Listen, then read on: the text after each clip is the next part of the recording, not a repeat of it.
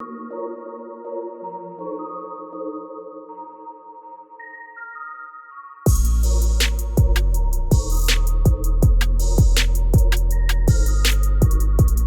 welcome to the show. Thanks for having me. Pleasure. It's great to have you. Now, I'm looking forward to you telling everyone how you ended up in this situation, because I remember when you told me, and it's a good little story. So before we sort of get into that and your business, Proppie, why don't you explain to everyone who's listening or watching, what does Proppie do? What is your business? Explain to everyone what that new, because it's pretty new still. It's very new. We just launched. So Let me start with the name. So Proppie comes from two parts, property and pie. So it's getting a piece of the property pie. Yep. And look, the idea is not new. It was born, ideas go round and round, right? So, but this idea first kind of came to me when I was about 21, when I was quite young. And it was really because I wished I could just take whatever money I was saving in my early 20s and put it into property. And I really just wanted to buy like a quarter share or half share or something. So the need is really great now. Massive in terms of a stepping stone. Yeah. So I just felt like it was a really good time to bring this to market. So what it is, it's essentially, in a few words, a mortgage sharing matchmaker platform. Yep. So it helps people to team up, and it matches up owner-occupiers with owner-investors or other investors together to get into property, but in a way where there is a legal framework where you're protected. Yep. So everyone knows what they're getting into. You know what share you're going to be buying. So whether that's 50%, 30%, whatever it is. Yep. You know exactly what your repayments are, what costs you're up for. All of the financial aspects, reporting transactions are completely separated for each of the co-owners. Mm-hmm. And then when you want to get out, this is the exciting bit, you can sell your share when you want to. So you don't all have to sell together. So how does that work? Because if you're going to sell something, you got to have a buyer, right? Mm-hmm. Now, I understand, the concept of this is to go and buy a property either with friends, or is it also strangers as well? Is that the whole matchmaking part? Yep. So it's essentially give you access to buying property where you wouldn't be able to normally afford it. Mm-hmm. So is the marketplace designed for when you want to sell as well? So if you, for example, let's say I have a 30% share in a unit. 5 years later, I'm done with it. I want to go and buy my own. I just literally put it up like on eBay kind of thing, and someone someone can come and buy it. Yeah. So we'll just operate like a normal open market. You list your share on Proppie. You could list it anywhere else as well, right? Of course. Proppie as a platform really enables the co-ownership part, and so anyone who's interested in buying it can do it. Now, the partners would have the first right of refusal to buy you out, though. Yep. So the idea is if people want to be able to move towards an entire acquisition of a property, they can. Yeah. Okay. So I guess my first question, one, I think the idea is epic. And, there isn't a day that goes by where they don't talk about housing affordability in Australia. That's a really big word, epic. I know. Epic. You think so? I thought you were saying affordability. Epic's quite short. Affordability is really long. Big promise. I think it is, because so many people can't get into property. And the way the prices have been going up during the pandemic, which almost sounds like a counterintuitive statement, is even with your saving, you're being outpaced by the property prices going up. So it's becoming less and less affordable, but everybody's very keen. It's still very much an Australian dream. Mm-hmm. So I do think it's epic. I think where my head goes a bit is how on earth have you got over the challenges? And I'm talking about, so one, the legalities, because that's got to be complex. And I'm assuming you've standardized that. Yep. Two, how do you get a mortgage? Because it's hard enough to get a mortgage when you've got a big deposit and you've got a job, let alone if there's lots of you. Yeah. And then three, in terms of the sort of the maintenance, there's so many complexities to having a property, right? And you've got a platform that just enables you to go and buy and sell almost as you please. How have you done that? How have you had the time or the headspace? Do you know what? It's been in the making in my mind a long time. So I am someone who thinks about things for a very long time before I put literally pen to paper, right? So about 3 years ago, I actually made a list of all these questions, because the idea, like every time I would bring it up, I was met with such resistance. Who by? Anybody, like whether it was people around me and, that's ridiculous. And then I started trying to find a lawyer to work with. About 3 years ago, I started. And I went through a lot of lawyers because I just wanted to be able to work through all of these objections. Now, even like in my corporate career, when you're doing business cases, things and looking at opportunities, I find that too often people see risks or questions as deal breakers or showstoppers. And they're often not. You've just got to work through them, right? I didn't see any real showstoppers, although I knew the market needed to evolve, and the lending was a really big one as well, which we'll come to. So I actually just made a list of all the questions, objections, all of the black hat questions that people might have, and started to think through what the solutions might be. What happens if someone trashes the place? What happens if someone defaults? What happens if someone just goes AWOL? All of these what happens if worst case scenarios. Some of those things I could just think of solutions for, multiple solutions, and other things I did need to work with a lawyer with. That part I couldn't resolve for a while, but the one thing I've learned in my life is just start. Just start whatever you're doing. Couldn't agree more. So I just started building this platform. So I actually did a bit of a worldwide search. I talked to people in the Ukraine, Philippines, India, Denver, which is a hub for development, and Melbourne. And I was living in Japan at the time. And I essentially just put out like an RFP to look for developers to help me build this thing. Ended up deciding that I would work with people in Melbourne because I ended up feeling like it was really important to work with people who understood the Australian property market, because I knew there'd be little value adds in the UX design and knowing what Australians were used to sort of doing when you're looking at, like, for example, flatmates.com. It has a certain design. People are used to it. This is my market. If we did things that were similar in design to that, then that would also help the user experience. So things like that. So I just started building this thing slowly.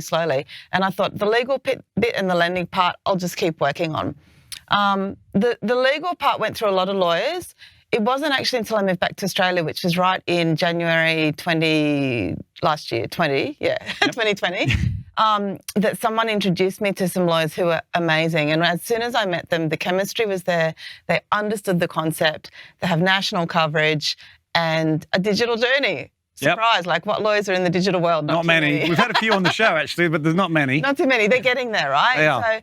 So, and these guys have been absolutely phenomenal, and we worked through everything, right? So as you say, we did standardise the process, standardise the co-ownership agreement. The key is to have a base to start from. When you start bringing people together and you start with nothing, they're never going to agree on everything. It's just too hard. Second bit, lending, right? So lending, I have been talking to many lenders. There was a few years ago a product on the market which was there that enabled multiple parties, but that particular bank wasn't marketing it. Right. And they are now. They are now actually, because there's a need for it. So there are ways to do it. There's really only one lending product on the market that we recommend, because it does enable parties to come together and have completely separate loans. So, if you and I went in, you could have an interest only and I could have a principal and interest. And we could And how many people can you have? Is there like a maximum? Yeah, at the moment it's only two parties. Right. But two parties could be, say, two couples as well. But at the moment it's only two parties, and it's only parties who are known to each other. So we are limited right now a little bit with the lending products available. That will change. So, I'm having really good discussions with a number of different lenders out there. There's enormous enthusiasm for this. So it should be. It's a matter of time. So I feel like that's just going to evolve as the demand grows. A lot of it is the demand has to be there first and then other things follow. Right, that makes sense. That's kind of the lending bit. And then your third question was around really decision-making and governance through that ownership period. So we've set up decision-making kind of rules, I guess, when you're in that co-ownership agreement. So if there's two parties, you've both got to agree on a renovation. If there's more than two parties, multiple parties, then you've got to have 80% of the vote to go forward with something. So it's a bit like a shareholders agreement in a business, the same sort of thing. It is, yeah. And there's ways of dealing with disputes and so forth. There's dispute resolution clauses in there and whatnot as well. And, what I have found, I guess, through business is when you set up a contract up front, which is so normal, right, in business, you always have contracts. Like, you so rarely have to go back to them. This is true. Because you've set them up and you've had that discussion. And everyone knows it's kind of there. Yeah. So what happens if someone does default? Like if you've got separate loans and someone, for whatever reason, loses their job, disappears off the face of the earth, whatever it is, does default, I'm assuming, like you said, that the other party has first right to buy that. But if they don't and the bank repossesses that part of the property that you own the other part, how does that work? Yeah, so when you get to repossession, it's like really down the road, right? Yeah. So we've essentially aligned the timelines with whatever the bank's policies are. So for example, if the bank's policy is to say 30 days you get a phone call, if you're defaulting, 60 days you get a letter, 90 days they take some sort of action, you will still be needing to meet those obligations, or, you'll sort of fall in line with their timings. Yep. The thing with the banks is they don't want to repossess. No, I don't imagine they do. This has been really interesting. They certainly don't want to repossess a small portion of it either. No, and they can't, right? Because it's one entire security. You just can't use that bedroom today. I'm sorry, that's been repossessed by the bank. But I actually have been very surprised at how understanding they are and how they have hardship they will always try to come up with a plan first before it gets to that. Yeah. Right? Now, what we want to do is to help work along with that. So if we're in that situation where one party is unable to pay their loans and so the other one that's in there doesn't want to buy that other share, then we'd get that property listed and we'd try to work very quickly to try and move that property on to another co-owner. Yeah. Right. Okay. And there's different things we can do as well from a platform design perspective, whether we create wait lists or whatever it is, right? But it's pretty much status quo as per whatever the bank's policies are. Okay. And where is the business? So you haven't launched yet, have you? No, we have. You have launched. We launched in August. Okay. So we went live at the very end of July and we started sort of doing some marketing around it mid-September. Mm-hmm. So it's there. We're getting, sign-ups we are getting sign-ups every day. The traffic is growing. Yep. We're watching who's signing up and where they're from, and no surprise, Sydney, Melbourne is sort of the winners in terms of the cities. We have a few from Brizzy, Gold Coast, but it's mostly Brisbane and Sydney. So people are signing up, but it's early stage. So I think people are kind of getting on and really having a look and just seeing what's it all about and getting a feel for it. We've got people booking in for calls, so I'll chat to them and see where they're at, what their level of interest is, answer any questions that they have, and anyone can book in for a call on the site. So there's quite a bit of interest and it's gathering momentum, which is nice. I imagine that when it hits some sort of mainstream media, it's just going to go nuts, right? Yeah, it's had some coverage already. Yep. And every time we get a bit of coverage, we get peaks in visitors and sign-ups, which is nice. So have you got any people have you got people co-owning some properties? Not yet. No one's out the other end yet. Right. So everyone's just kind of now on. And so from a selling perspective, has there been any resistance? No. Well, that's good. No resistance at all. This is where the market has really changed, versus even 3 years ago. Yep. And I don't think it's got anything to do with COVID and the digitisation of everything. No, I can't see how that would. I think it's actually got more to do with the advancement of the sharing mindset. And people are seeing that it just makes a lot more sense to do things together now, whatever that is. Well, I think it's also... it's a necessity, like you said. It's become even more so, and it continues to, and that doesn't look like it's going to end. No.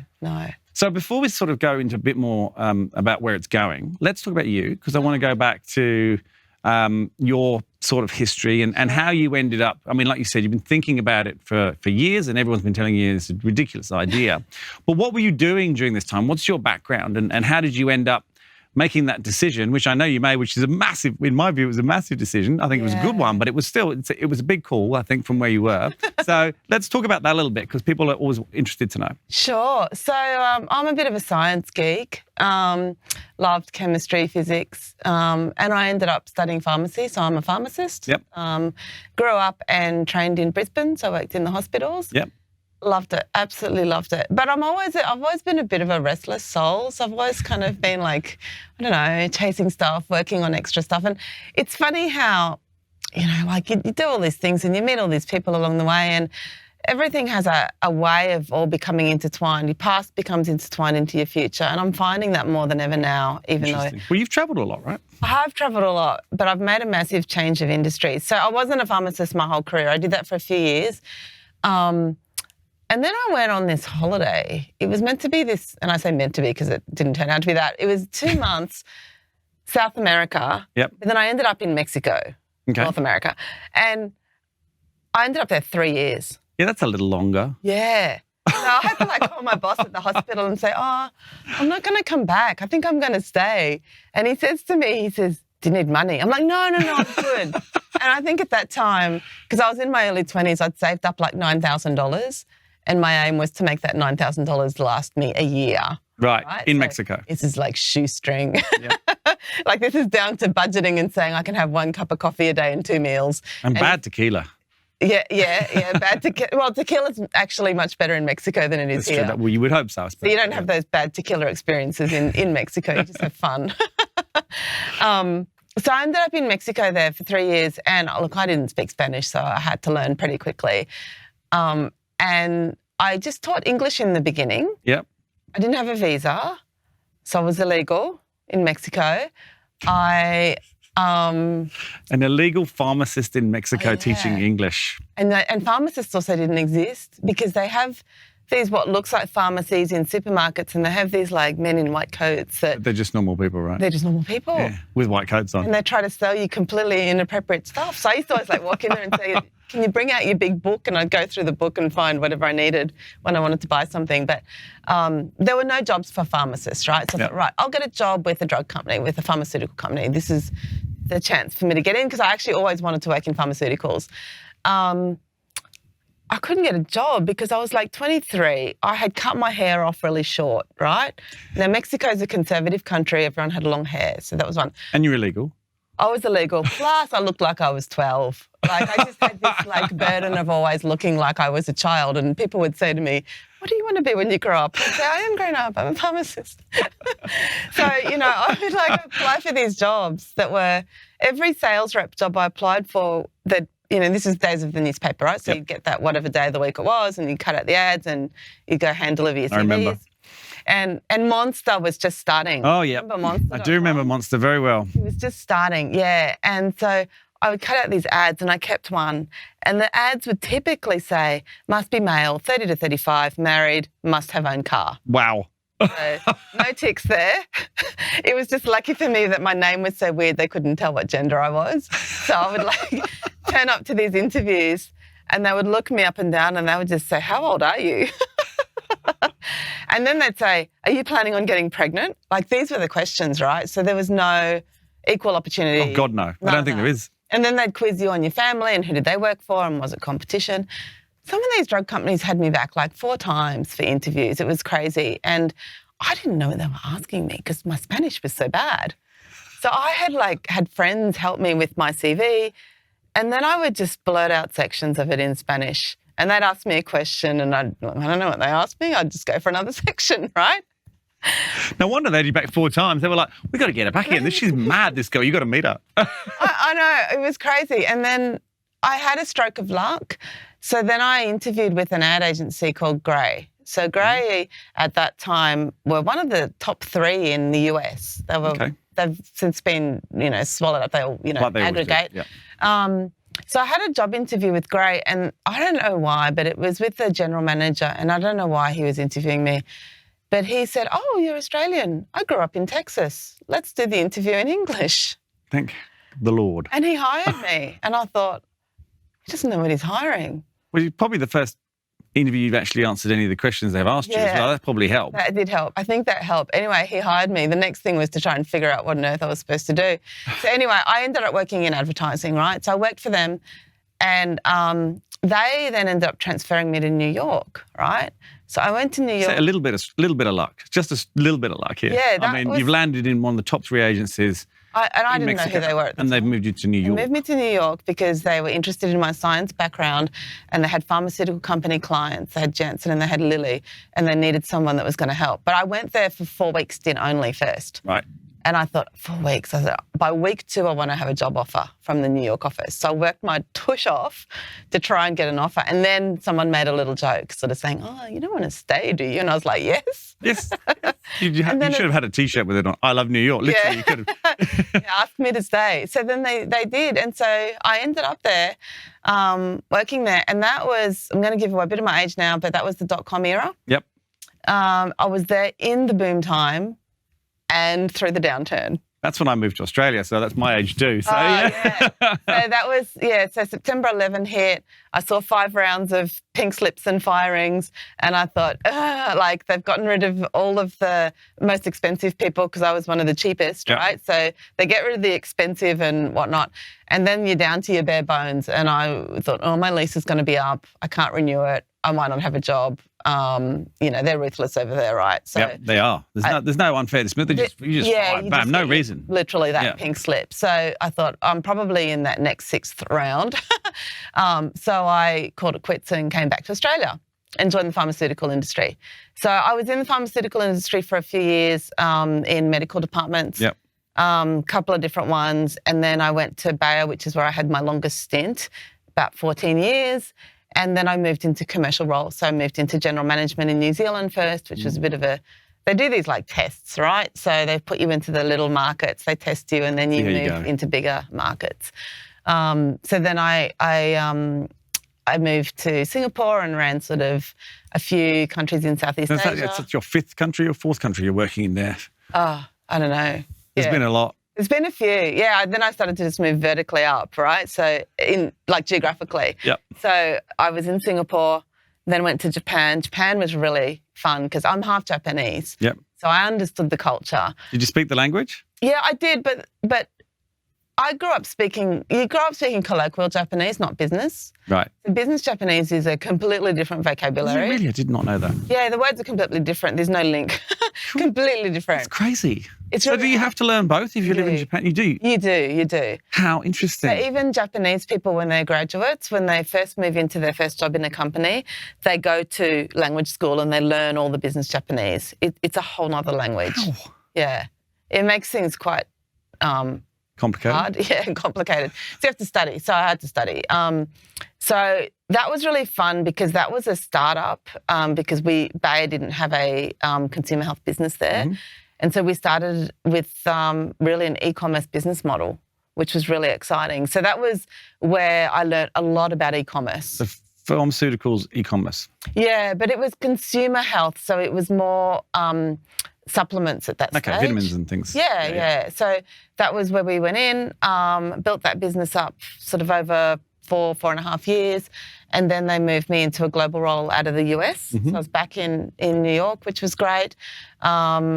Managing Aspirin, which is Bayer's flagship brand. It's like the brand that everybody knows but nobody takes,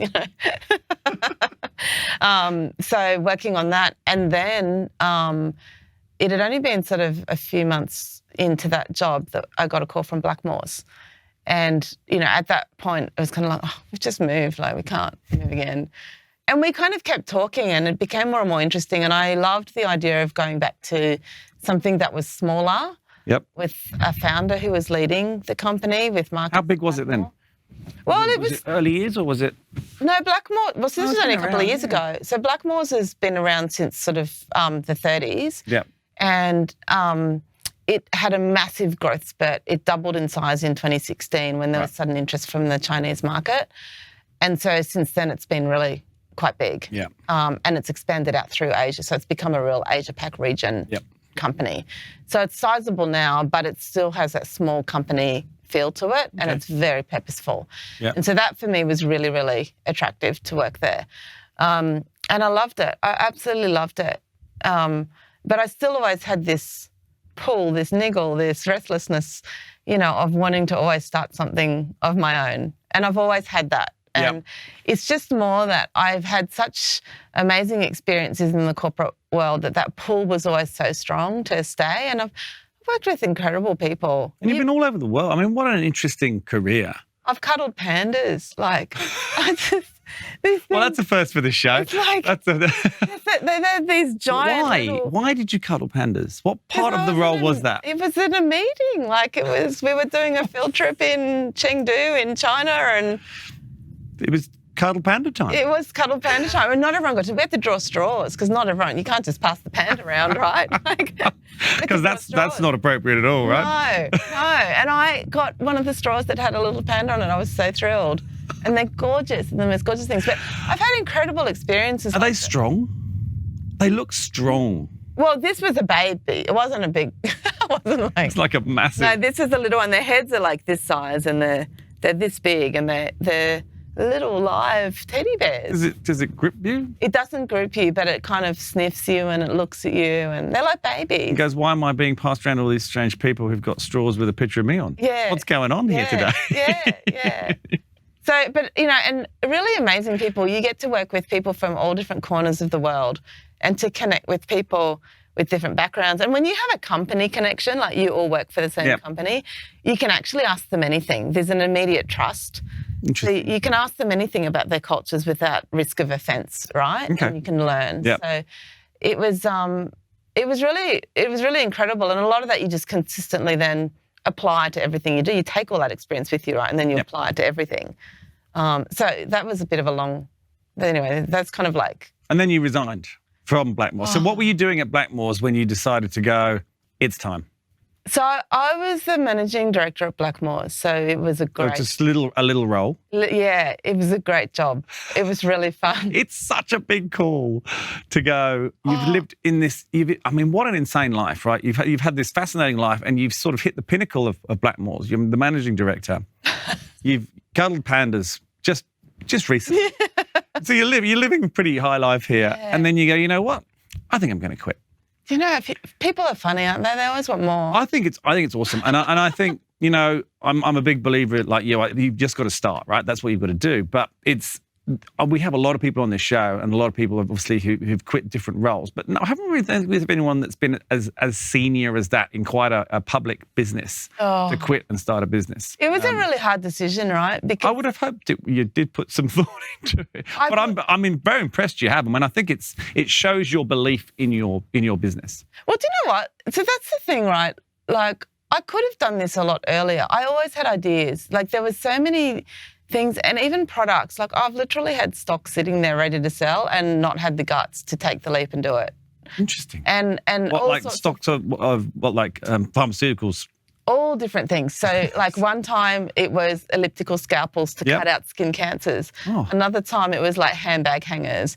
Another time I was experimenting. Like this was quite fun. You definitely need to get this out of your system. I did. It's like been burning inside me my whole life.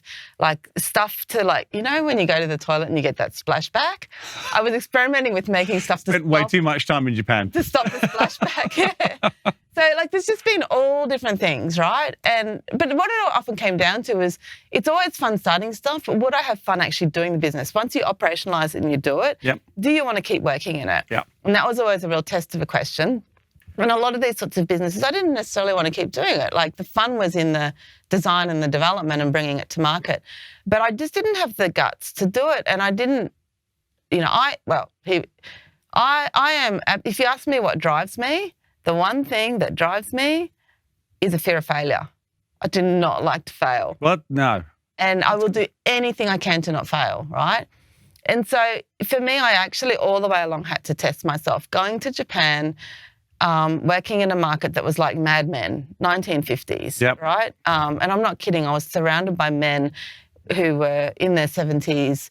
There was always that faint smell of like whiskey and coffee and cigarettes, and I just felt like if I could test myself and if I could succeed in Japan and build a business, when Bayer actually had failed twice before.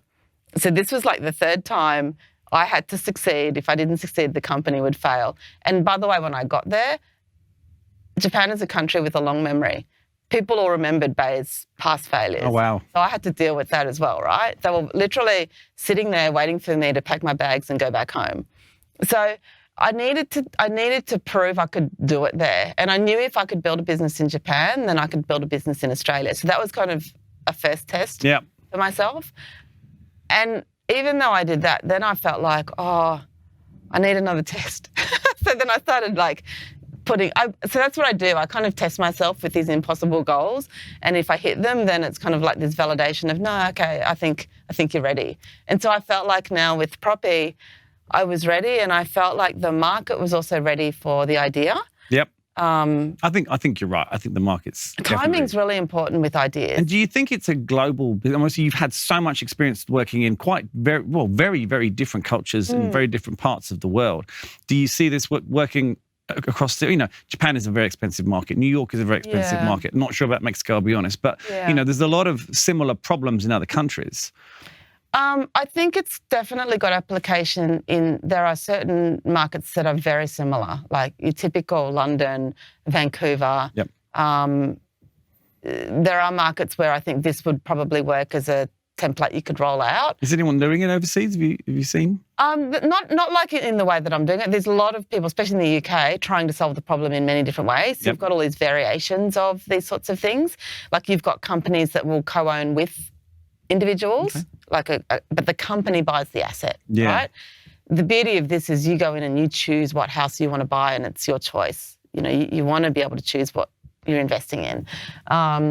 So there are differences there. So it could certainly be done in other markets. It's not my goal. There's a whole thing with startups where everyone's getting the same advice and they're all being told you've got to scale globally and you've got to have that plan. There is a lot of that around. I don't believe you do. I believe you've got to solve a problem first, do it really well, really build out your core at what you're doing and what you're good at in a market, and then you can think about expansion.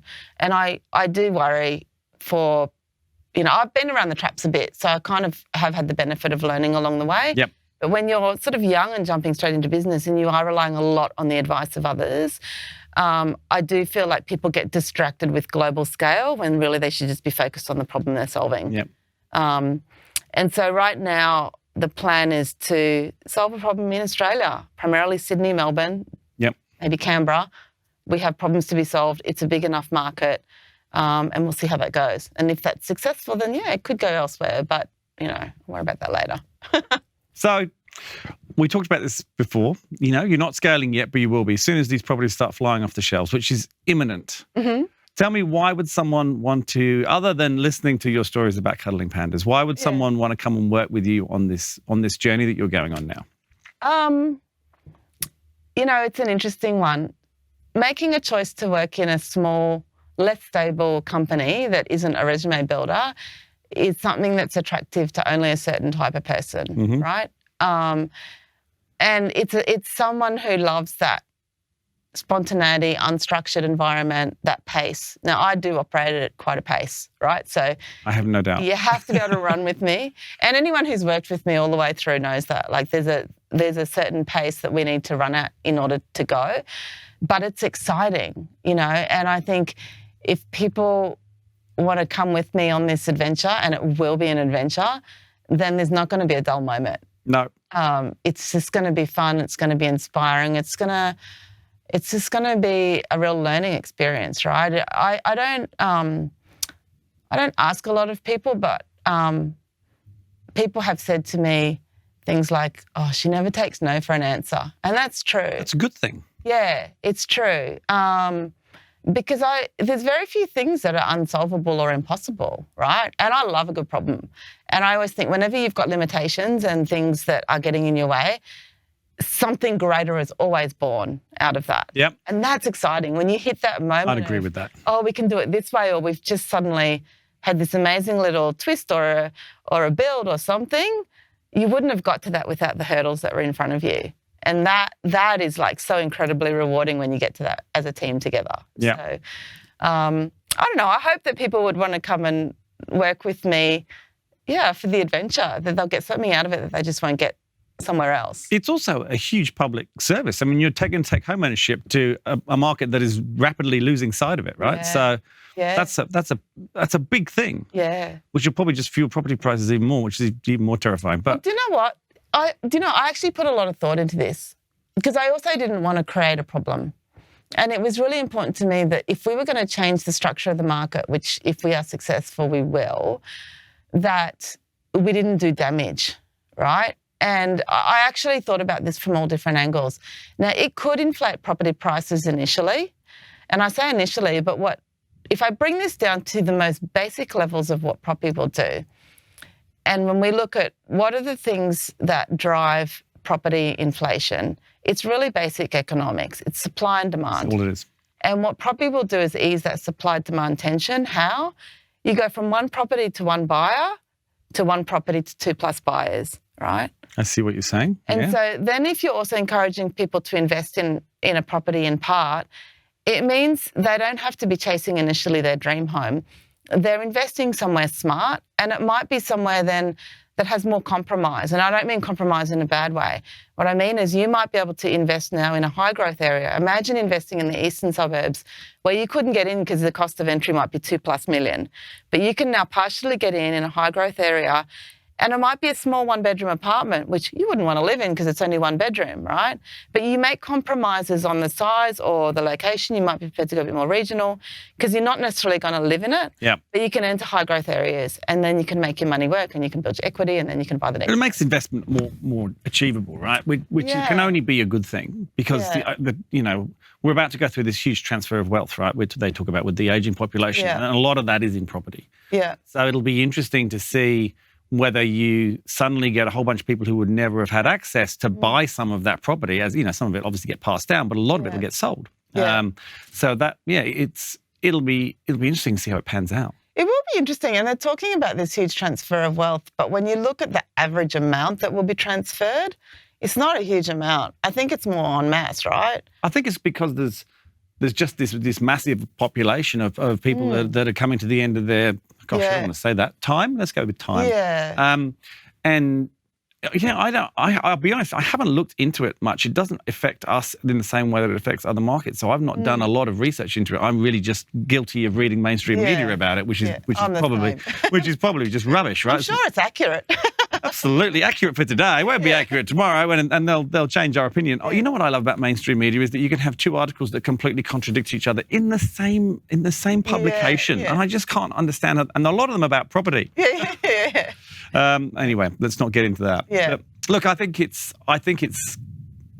a way of getting people getting into an asset that people have a love for. And, you can put money in a property fund, but where's the excitement in that? It's so untangible, right? It's not tangible, and that's exactly that's what people love about property is that it's tangible. Yeah. So I think it's a great thing. Yeah. I'm excited to see how it goes. Yeah, it's really, every day is exciting, let me tell you. It's so exciting. And I think there's a lot of adjacent areas too. So, our core from a business perspective is, our mission is very much to help millennials get into property, but there is another side of it which is helping people stay in properties as well. Mm-hmm. So now also in the media is, it was also in the media when COVID first started, but the rising divorce rates. Yes. Right? It's now, lawyers have never been busier. Lawyers are always busy. They are, and I think they're pretty busy now. And, that together with the rising homelessness rates, and they're saying women between 50, 60 is the highest. So there is an issue, and maybe this is a message for, all the girls out there, build your careers. Yep. Make sure you've got good earning power, do what you can. Like, don't rely on others, like build your careers because, what we're seeing now is a wave of divorces. We're seeing a wave of women coming out. They might settle and get, let's say, half the property or whatever the asset is, but they don't have necessarily the runway of the earning power and the capacity to then borrow to get back into the market. So this way they can split the ownership. So, for example, if you've got a couple that have a house and they split, they can still both continue to own it separately, legally. They can own it separately, or one could sell their share and... But they could hold on to it, in essence, particularly if they want to hold on to it until retirement age, right? Because it could go up another 20% during that time. So, it's interesting. And is that an option that you've talked about with the lenders, someone splitting? Yeah. Because they're obviously going to be able to borrow more as a couple or as 2 people. So, that's an interesting, I hadn't thought of that angle. I'm getting quite a few calls on that. So that's kind of interesting. It's sad as well. I've got a lot of friends who've got divorced in the last 4 or 5 months, it's awful. But it's a hard time for people. So it gets a bit messy. It does. But anyway, it's a positive thing. Let's not look at the downside. Let's look at the positive out of it. Yeah. Oh, Jesus. Someone bring the panda out. Well, look, thank you so much for coming in. I'm super excited. I definitely want to know when the first one goes through. Oh, yeah. I'm coming down there with some champagne. Oh, great. Okay. For sure. Yeah. That's going to be very exciting. Yeah. And I have no doubt this is going to explode. I mean, I just can't see how it won't. Well, let's hope. Absolutely. But thank you so much for coming on the show and sharing what a fascinating life you've had as well. And you've still got a heck of a journey to come. So who knows? Yeah. We'll have to get you back. Yeah. No, thanks so much for having me. Pleasure. Yeah.